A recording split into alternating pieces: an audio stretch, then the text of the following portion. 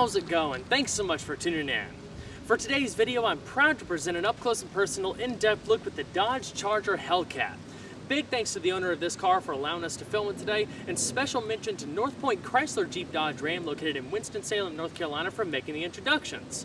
For more information about the dealership and the rest of their inventory, please feel free to check out their website provided in the description box below. As always, this is going to be a detailed, in-depth review of the Hellcat. We'll start it up, show the engine, get an exhaust clip, go over the performance data, take it on a thorough road test, and show you many of the unique aspects of both the interior as well as exterior. So without further ado, let's go ahead and start her up, let her run.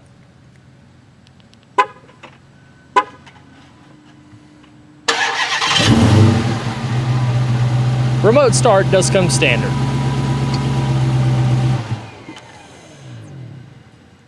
A remote smart key access system comes standard. To lock, just hit the button on top and then grab the touch sensor below to unlock.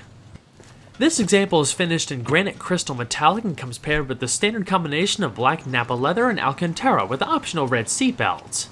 Even though this example is a 2015 model, today's video is going to cover both 2015 and 2016s. The biggest difference between them is that this interior combination is no longer offered, as the previously offered Laguna high-performance leather seats are now standard equipment in 16. As scarce as these cars were for 2015, this example as equipped is basically a one of one. With around 1,300 units produced in total, only a little over 800 actually made it to the United States.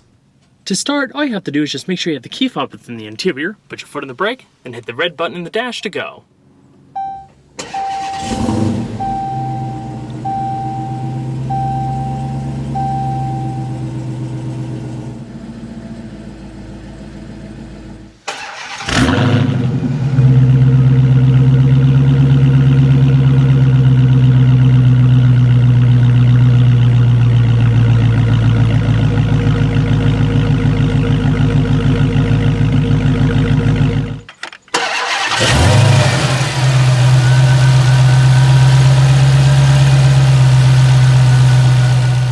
The Hellcat is the last Charger to still feature a traditional hydraulically assisted rack and pinion power steering system. The rest of the lineup has moved to electric power steering or EPS. EPS does not rely on an engine-driven pump and only requires energy when being steered, helping boost efficiency. The biggest differences between this and the SRT 392 we tested out earlier this year, which adopted EPS for 2015, lie in the adaptability of the steering firmness through the Charger's drive modes. Since the Hellcat isn't controlled electronically, it does not have adjustable feedback. On the other hand, the 392 had 3 steering modes, Street, Sport, and Track, which firmed it up respectively. The Hellcat offers a natural, balanced feeling that's somewhat comparable to the 392's Sport mode, nice and firm and not overly boosted. It felt just as, if not more connected and engaging through the corners with great feedback. For being a large and heavy car, it handles itself quite well. The steering ratio is 14.4 to 1 and it takes 2.5 turns to lock. Turning diameter is 38.5 feet. All Chargers benefit from a new 3-spoke multifunction steering wheel, while SRTs feature a unique performance-oriented flat-bottom steering wheel with upper and lower grip bolsters, soft leather, and perforations across the sides. It's decorated by satin silver spokes, white accent cross-stitching, and chrome trim across the airbag cover. Unlike the Challenger Hellcat, which comes standard with the Viper-sourced Tremec TR6060 6-speed manual gearbox, the Charger is only offered with the TorqueFlite 8-speed automatic, regardless of the engine. Compared to the antiquated 5-speed auto used in previous Chargers, the new transmission, designed in collaboration with ZF, delivers improved fuel economy on the RT and 392 models, while creating a smoother and far more dynamic Charger in general. The Hellcat carries the strongest variant, known as the 8HP90, which has a 30% greater torque capacity than the 8HP70 found in other V8 Chargers. An asymmetric limited slip differential is standard, along with a 2.62 final drive ratio and launch control. You're able to shift the transmission manually by using the selector below or by the aluminum steering wheel paddles. It's capable of delivering impressively quick 160 millisecond shifts while in track mode, along with automatic rev matching on downshifts, enhancing smoothness and performance when driving spiritedly. Those shift times are right on par with many other dual-clutch transmissions I've driven lately, including the Nissan GT-R's dual-clutch gearbox, which shifts a mere 10 milliseconds quicker. The transmission also benefits from adaptive software that's tied to the various drive modes, altering response and behavior relative to the mode you have it set to. The differences are very dramatic, especially between the extremes.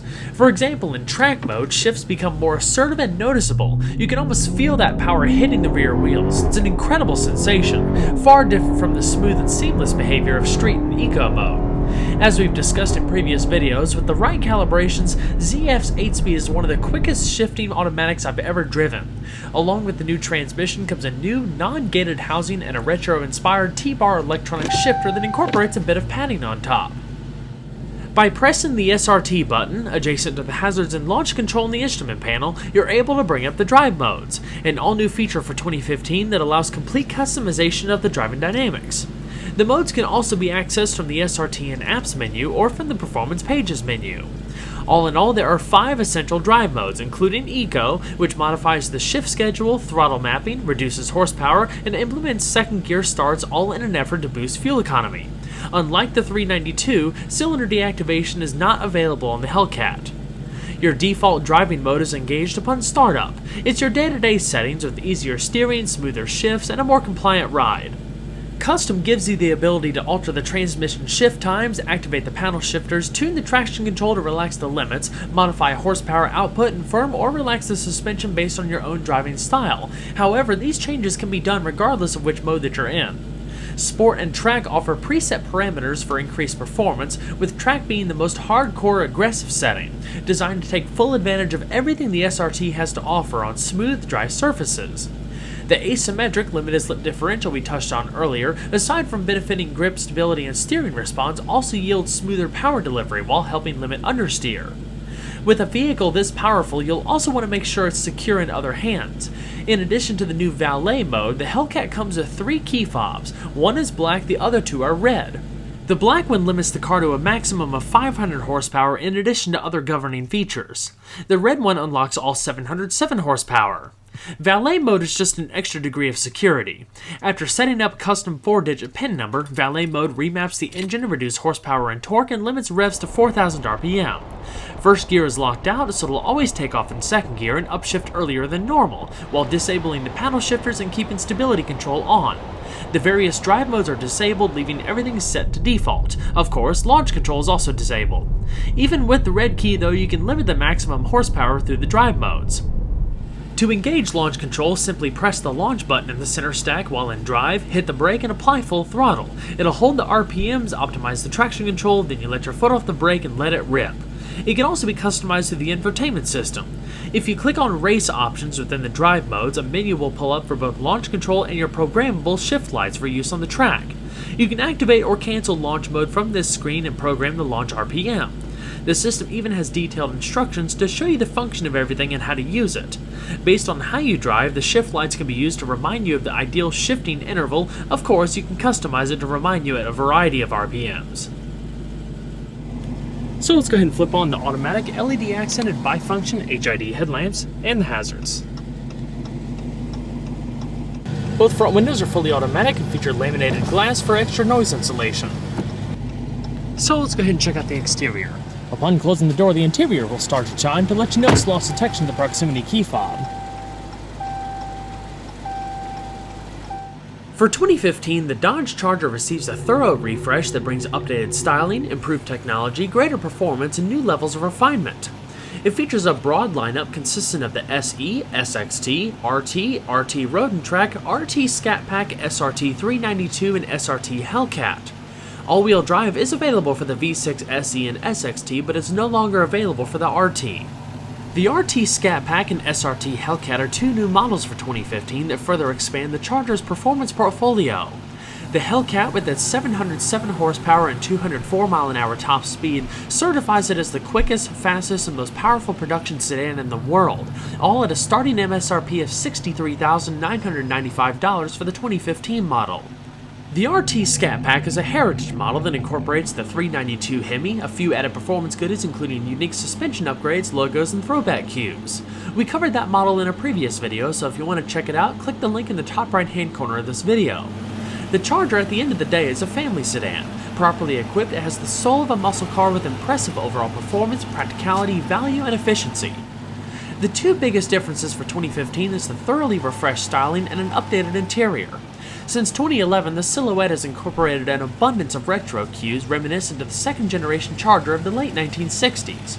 The unmistakable Coke bottle design, body scallops, full-width racetrack tail lamps, sloping roofline, and vestigial buttresses to either side of the rear glass take you back to 1969. Adapted for a modern era, the Charger remains one of the boldest and most aggressive vehicles in its class.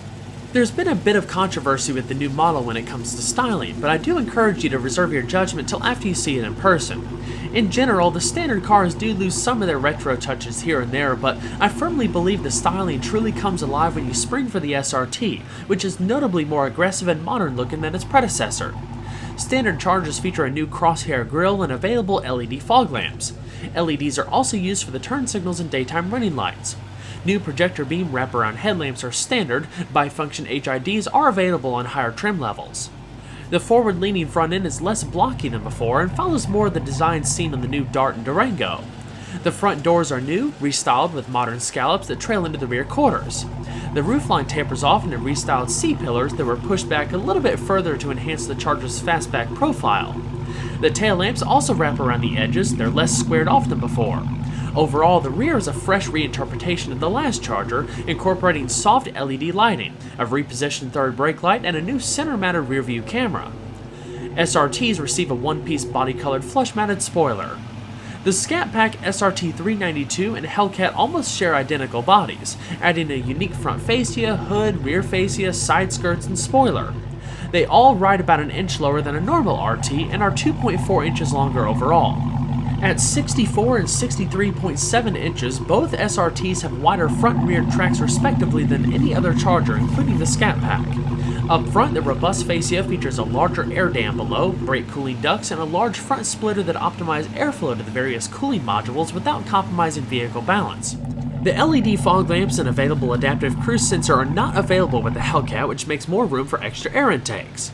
The grills are blacked out entirely with a unique mesh upper and lower set, wearing a prominent SRT badge up top.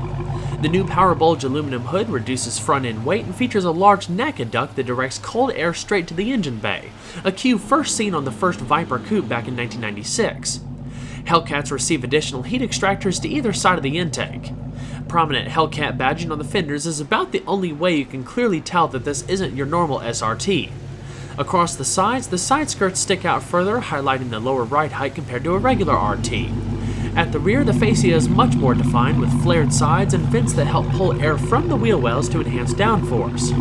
A modified spoiler graces the deck lid, while an aggressive lower diffuser highlights the 4-inch round tips of the active stainless steel performance dual exhaust system. The Hellcat features a bespoke wheel and tire package consisting of the SRT's 20 by 9.5 inch slingshot 7 split spoke forged aluminum wheels and Y-rated plus Pirelli P0 high performance tires. The matte black finish you see here is standard, but the Hellcat's wheels can also be had in a dark bronze finish known as Brass Monkey. The 275/40 tires are unique to the Hellcat and help the car hold around 0.95 g of lateral acceleration. The brakes are the same internally ventilated and slotted rotors as the ones equipped on the SRT 392. Up front, the two-piece rotors measure 15.4 by 1.34 inches and are clamped down by fixed 6-piston aluminum calipers. Bringing up the rear are 13.8 by 1.1 inch rotors that are paired to 4-piston calipers. With this setup, the SRT is able to stop from 60 miles an hour in an impressive 104 feet. The front brakes are the largest ever installed on a Chrysler Group vehicle, and they're the largest two-piece rotors that Brembo currently manufactures in North America. For extra safety, a collision anticipation feature can detect if you're about to make a panic stop to avoid a potential collision. The system preloads the brakes to provide immediate deceleration response. The underbody integrates brake cooling ducts to reduce fade under harder use.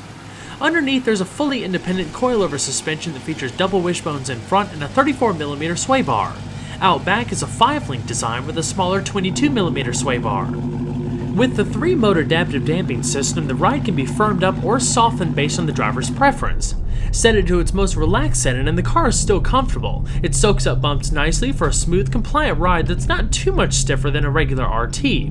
On the other hand, track mode or the stiffest setting works to negate body roll and really dials in the chassis for flatter cornering and superior handling at the expense of overall comfort. The Hellcat's new 230mm rear axle is not only 10mm larger, but it's also built stronger than the 392's new setup, in order to accommodate all that added torque with modified asymmetric half shafts and an uprated drive shaft. The axle itself delivers power more efficiently thanks to a lightweight aluminum housing with extra cooling fins, high-efficiency differential bearings, and low-viscosity fluid. Overall length is 200.8 inches with a width of 75 inches and a height of 58.3 inches. Wheelbase is 120.4 inches while curb weight is around 4,570 pounds. 56% of that weight rides over the front. The Hellcat is powered by a supercharged and intercooled 6.2-liter Hemi V8. Completely designed in-house by SRT, it's the most powerful production V8 engine ever produced by Chrysler Group or any American manufacturer for that matter. The deep skirt cast iron block features unique water jackets for enhanced cooling along with a closed upper deck design and bespoke aluminum heads. The aluminum twin-screw IHI supercharger displaces 2.4 liters and takes in up to 30,000 liters of air per minute through a dedicated air catcher inlet port concealed behind the grille.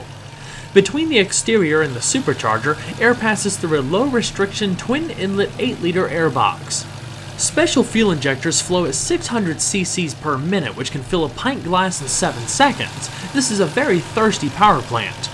The Hellcat engine develops an incredible 707 horsepower at 6,000 RPM and 650 pound-feet of torque at 4,000 RPM thanks to 11.6 psi of boost. Compared to the SRT 392, that's an increase of 222 horsepower and 175 pound-feet of torque. Each engine is dyno tested for 42 minutes. It loads up to 90% at 5,200 RPM before they're actually installed into the car. It's able to hit 60 miles an hour in the low 3-second range while passing the quarter mile, verified by the NHRA, in just 11 seconds on street tires.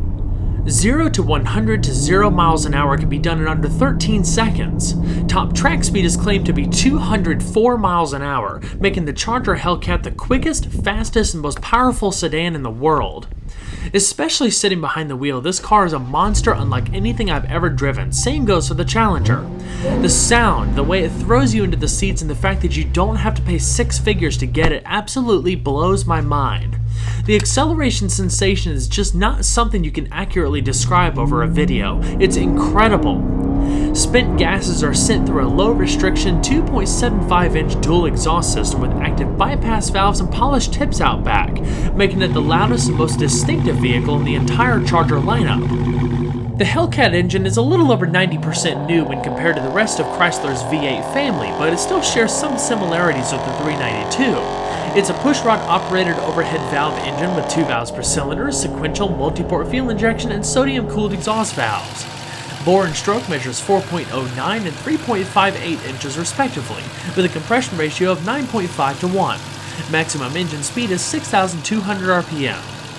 Inside, there's a forged steel crankshaft with induction-hardened bearing surfaces designed to withstand high pressures and high engine speeds. You'll also find high-strength forged alloy pistons coupled to powder-forged connecting rods. The rods carry high load capacity bushings and diamond-like carbon-coated piston pins. The 92mm throttle body is also the largest ever used in a Chrysler Group vehicle. The block and heat-treated alloy cylinder heads are painted in bright Hemi orange.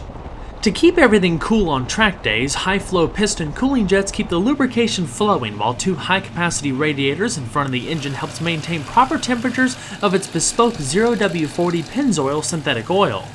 Further keeping things cool are dual heat exchangers on the supercharger and Hellcat-specific heat extractors on either side of the aluminum hood's NACA duct.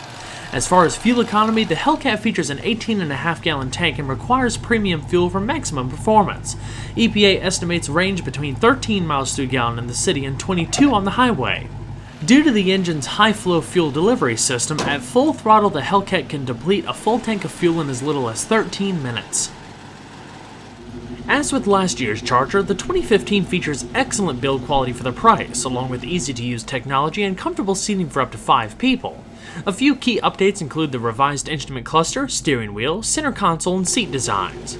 In all but the Hellcat, satin chrome trim replaces the previous mirror chrome across the doors and other key areas of the interior.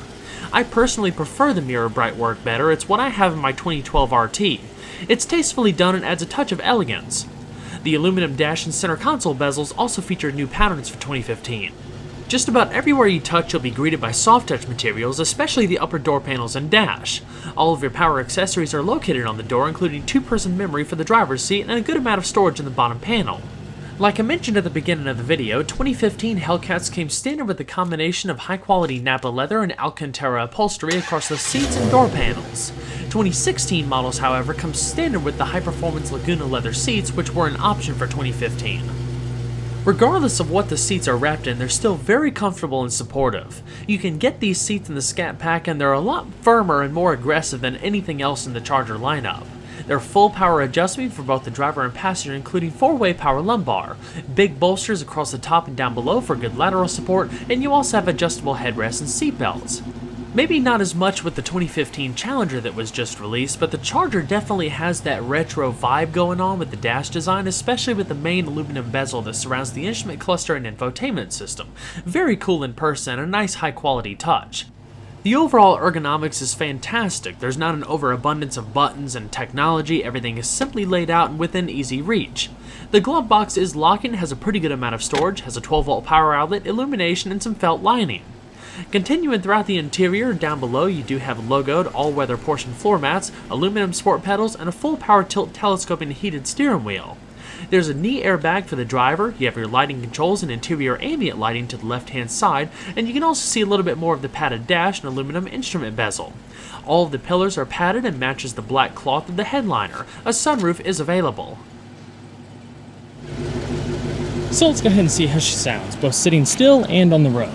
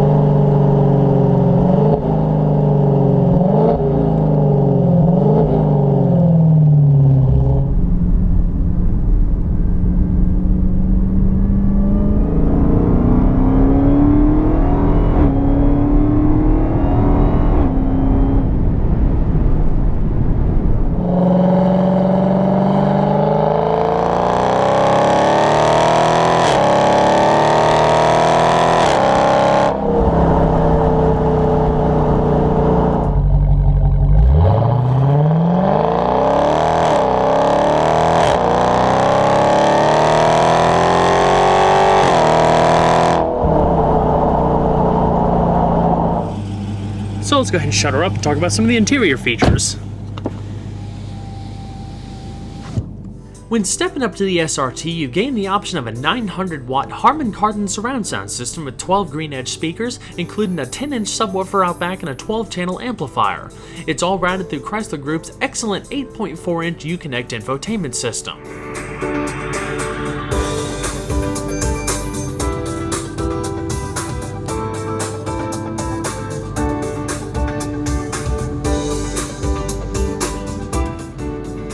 All of your pillars are padded and you have side curtain airbags, grip handles up top, and padded visors. There's illuminated vanity mirrors, as well as an auxiliary sunshade. There's an auto-dimming UV mirror with built-in 911 calling and roadside assistance.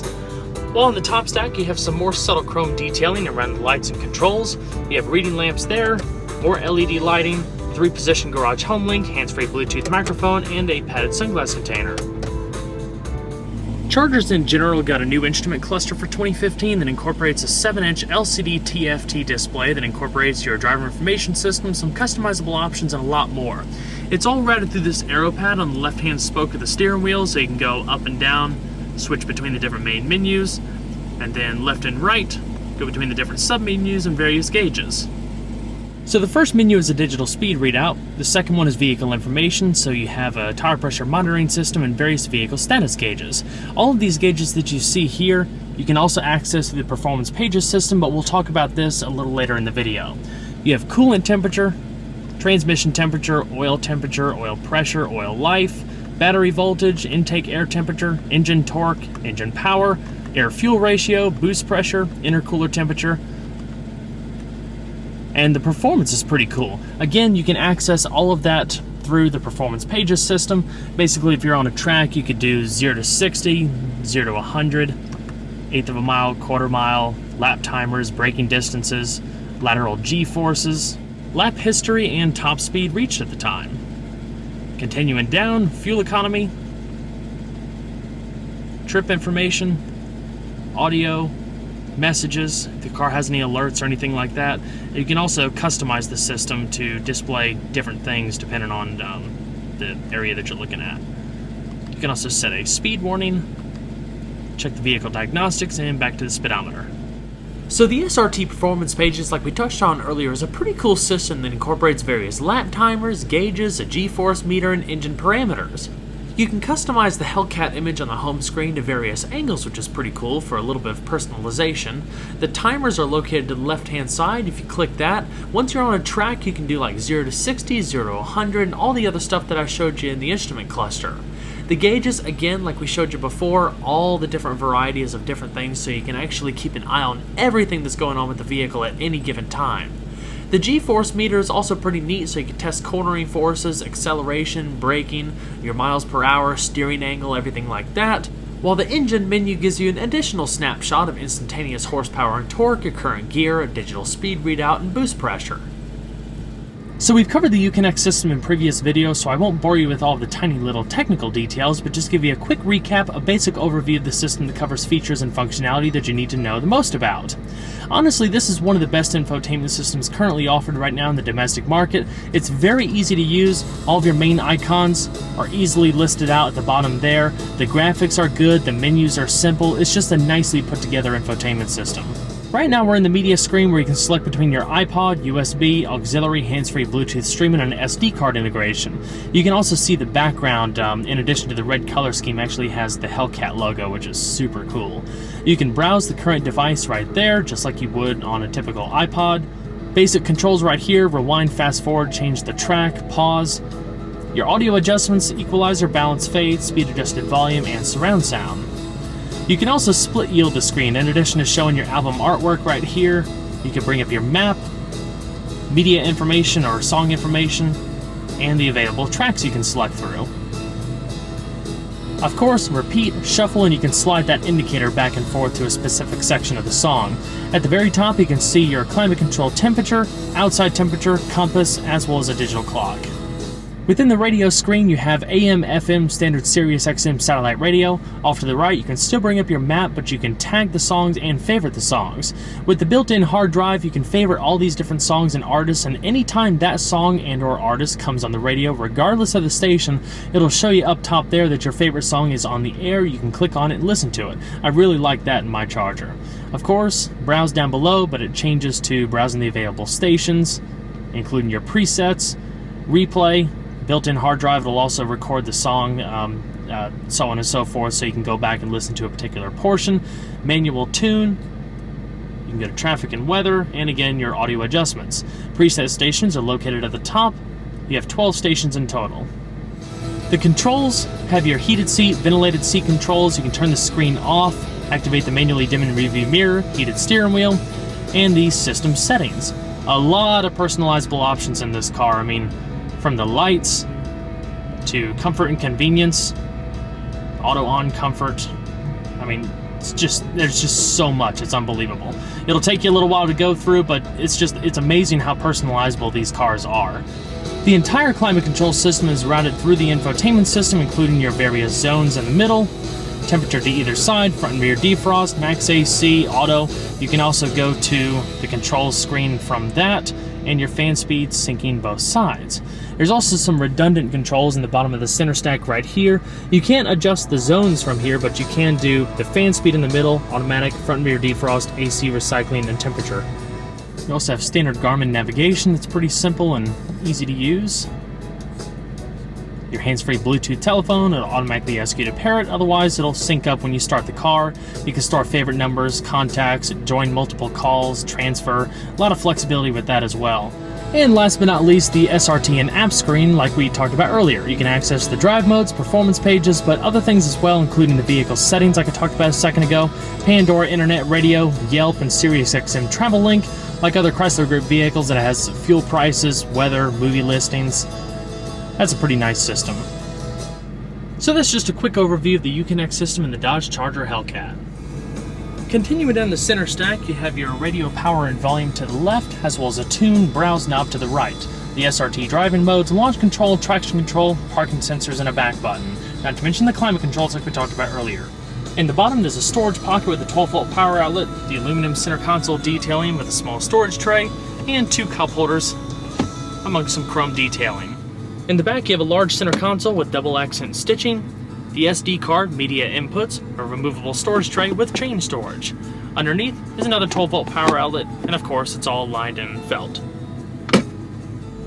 As far as the steering wheel, on the right-hand side, you have your cruise control. Adaptive cruise is not available in the Hellcat models. Left-hand side, driver information system, hands-free telephone, voice commands. So that's pretty much it for the interior. Go ahead and shut her down. And check out the back seat.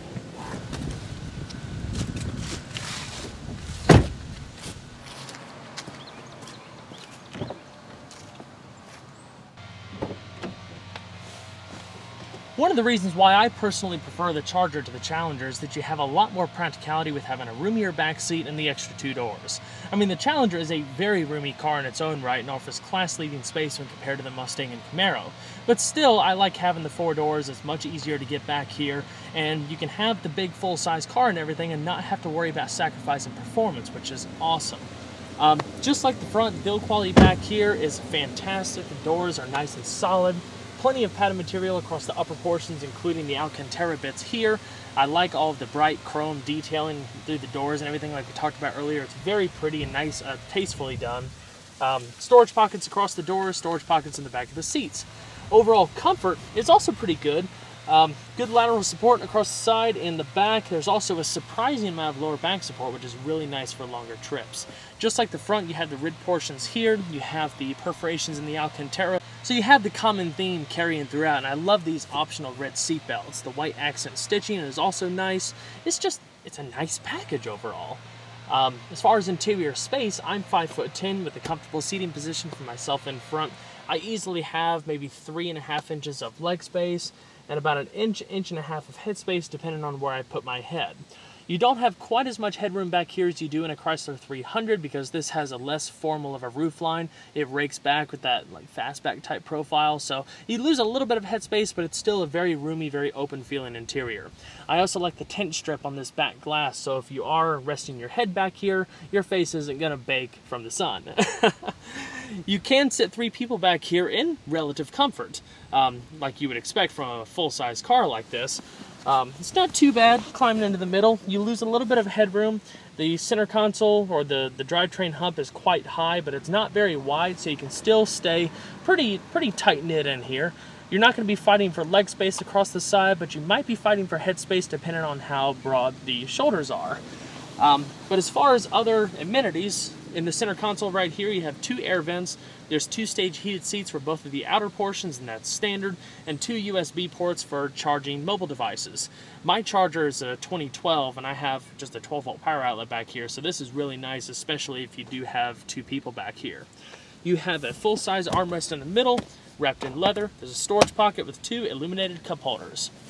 For the middle row passenger, you also have a 3rd headrest. The outer headrests are fixed to the seat.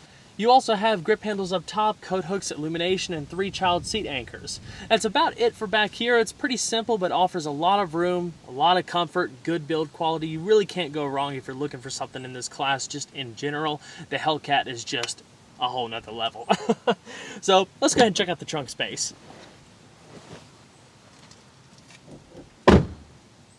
Out back, the Charger has a very easy opening trunk. Once you hit the button either on the fob, inside, or on the deck lid, it pretty much does the rest for you. Inside, you'll find 16.5 cubic feet of cargo space, which is pretty practical overall. The trunk arms are hidden away so it doesn't impede on cargo space, and you have additional wells to either side. There's illumination to either side, not to mention the ability to fold down the rear seat, 60-40 split, so you can take full advantage of the cargo space from the rear all the way to the front seats.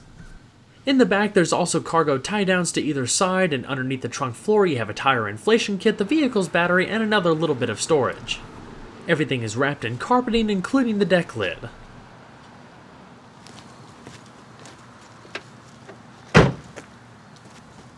Well everyone, I hope you enjoyed the in-depth look at the Dodge Charger Hellcat.